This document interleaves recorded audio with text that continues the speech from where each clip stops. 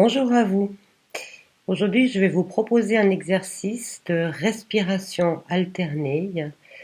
Cette respiration alternée est assez magique d'une certaine manière parce qu'elle nous permet de calmer nos pensées, de calmer également nos émotions et elle va harmoniser et stimuler toutes les fonctions physiologiques, les fonctions de l'organisme.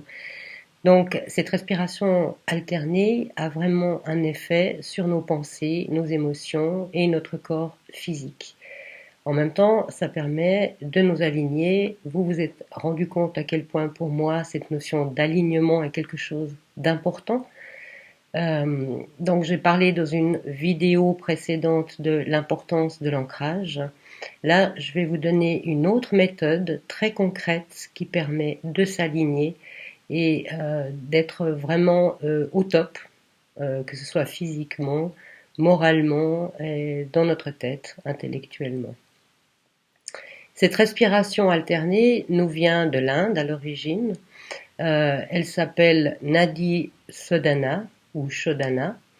Nadi étant en fait le terme sanskrit qui désigne les canaux d'énergie qui parcourent le corps, dans lequel parcourt l'énergie vitale. Et Shodhana, c'est le souffle, le contrôle du souffle en fait. Donc c'est respirer à travers deux canaux en fait, parce que notre narine gauche est reliée à un de ces canaux qui s'appelle le canal Ida.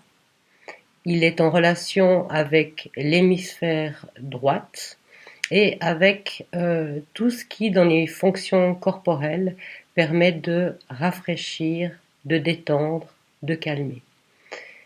Le nadi suivant, c'est le nadi Pingala, qui est relié à la narine droite, à l'hémisphère gauche de notre cerveau.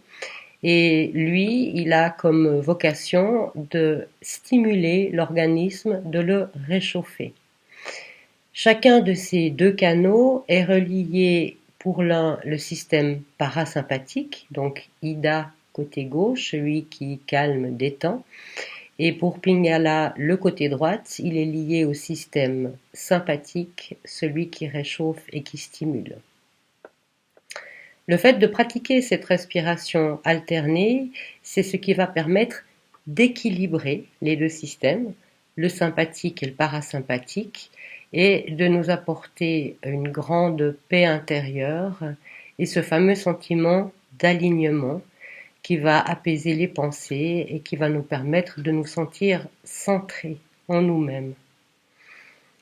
Au niveau de la pratique, c'est assez simple. Il s'agit alternativement de boucher l'une et l'autre de nos narines.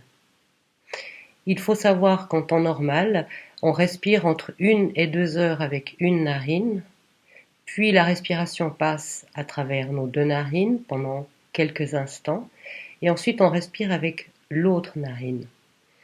D'une manière générale, on respire en général à 20-40% avec une narine et entre 60 et 80% avec l'autre narine.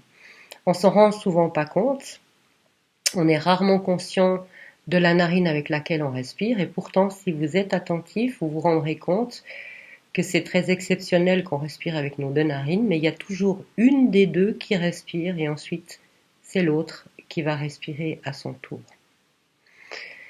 Donc cet exercice, comme je viens de le dire, consiste à respirer alternativement avec l'une et l'autre narine.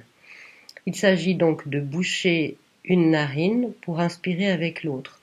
On commence toujours avec la narine gauche et on termine l'exercice également avec la narine gauche, qui est donc la narine reliée au système parasympathique et la narine qui rafraîchit et qui apaise. Pratiquement, en général, alors chacun peut pratiquer comme il le ressent. Idéalement, on dit qu'il s'agit de boucher la narine droite avec le pouce de la main droite si on est droitier, le pouce de la main gauche si on est gaucher. Donc, on ferme la narine droite avec le pouce de la main droite.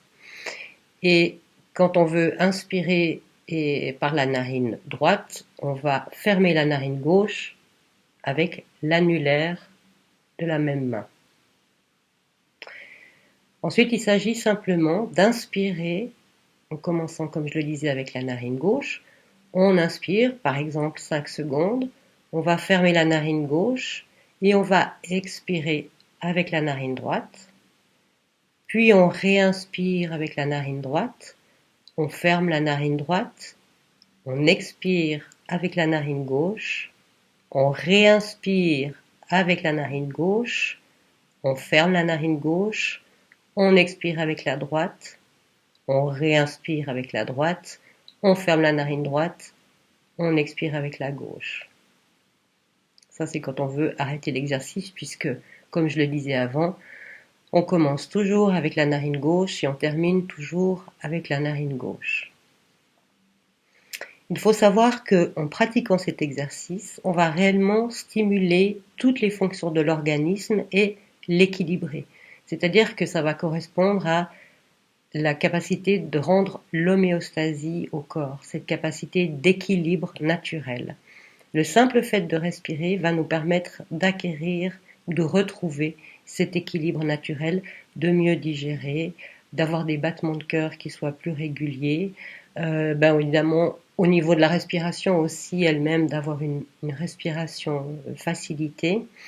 Et le fait de faire cette respiration pendant 10 à 15 minutes va vraiment stimuler l'organisme. Quand on est malade, on peut plusieurs fois par jour refaire cet exercice et on constate très rapidement que ça nous permet de retrouver une meilleure forme.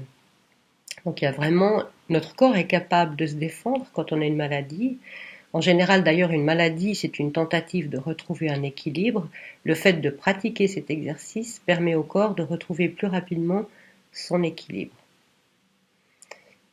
On va le faire ensemble une première fois, simplement je vais le faire 2-3 fois pour que vous puissiez le faire en même temps que moi. Je vais peut-être pas trop commenter, si ce n'est à peine un peu pendant qu'on le pratique.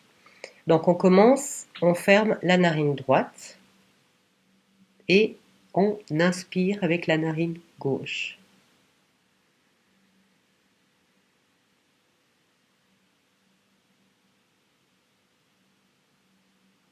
On ferme la narine gauche, on expire à droite.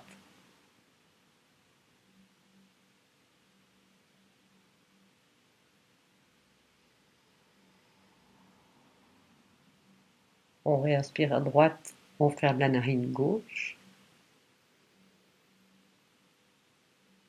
On expire à gauche. Et là, normalement, on réinspire à gauche également. On fait ça donc pendant un certain temps. Et si vous le faites, vous allez vous rendre compte très rapidement que votre mental s'apaise et que vous vous sentez de mieux en mieux. Donc pratiquer cet exercice assez régulièrement permet vraiment d'accroître également notre vitalité et aussi de nous permettre d'être plus centré, plus ancré et plus dans l'équilibre entre le donner et le recevoir. Ça va se faire tout naturellement. On peut également, si on le souhaite, ajouter quelques temps, c'est-à-dire qu'on va inspirer, on va attendre 2, 3, 4, 5 temps. Donc on aura inspiré par la narine gauche, on expire par la narine droite, on peut attendre 1, 2, 3, 4, 5 temps, on réinspire à droite, on attend à nouveau 1, 2, 3, 4, 5 temps, on réinspire à gauche, on expire à gauche, on attend de nouveau 1, 2, 3, 4, 5 temps, on réinspire et ainsi de suite. En ce qui concerne les personnes qui ont des problèmes cardiaques, il faut absolument éviter de faire des rétentions à plein ou à vide. L'idéal étant d'y aller tout doucement, à son rythme, de ne rien forcer. Et de toute façon, dans cet exercice, ça ne sert à rien de forcer quoi que ce soit. Dans un premier temps, peut-être ne pas faire de rétention, que ce soit à plein ou à vide, est une très bonne chose. Une fois que vous avez pris l'habitude de cet exercice et que vous le maîtrisez, vous pouvez commencer à faire ces rétentions. Mais encore une fois, les personnes cardiaques à moins d'avoir le conseil d'une personne spécialisée ou d'un professeur qui l'accompagne, c'est mieux de ne pas essayer de faire les rétentions. Je vous propose maintenant de faire cet exercice à peu près pendant 1 minute. Je vais le faire, vous pouvez le faire en même temps que moi. Juste le temps de faire cet exercice et de laisser monter tout doucement ensuite à la fin les ressentis que vous avez par rapport à cet exercice. Je ne vais plus commenter, on va juste faire cet exercice ensemble si vous le voulez.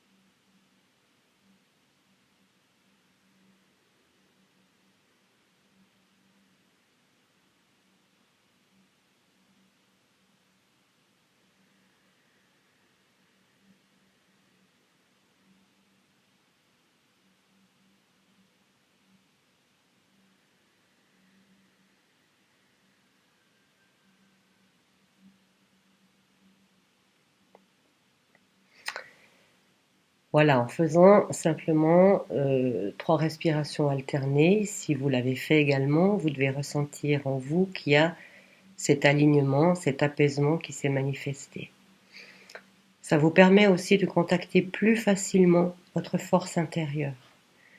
Et en contactant votre force intérieure, de vous sentir également plus présent. Voilà, dernière petite précision, cet exercice permet également d'avoir un système nerveux stable. C'est-à-dire que vous allez équilibrer le système nerveux puisqu'on agit sur le sympathique et le parasympathique. Et donc c'est un exercice qui convient tout autant aux personnes hypertendues qu'aux personnes qui ont de la peine à retrouver leurs ressources. Ça aide également les personnes qui sont insomniaques. Ça permet d'avoir un meilleur sommeil. Le fait de pratiquer avant de s'endormir Nadi Sodhana, on peut le faire au lit, allongé, il n'y a aucune contre-indication, va nous permettre de trouver plus facilement le sommeil et d'avoir un sommeil peut-être plus réparateur, puisque on s'endort plus facilement également.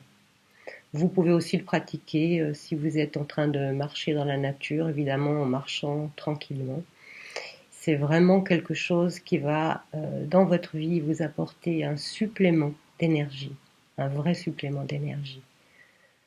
Voilà, j'espère que cette vidéo vous aura été utile et surtout cet exercice. Si vous avez envie de me faire des feedbacks, des retours par rapport à ça, n'hésitez pas. Et dans l'intervalle, je vous souhaite de passer une excellente journée. Prenez soin de vous.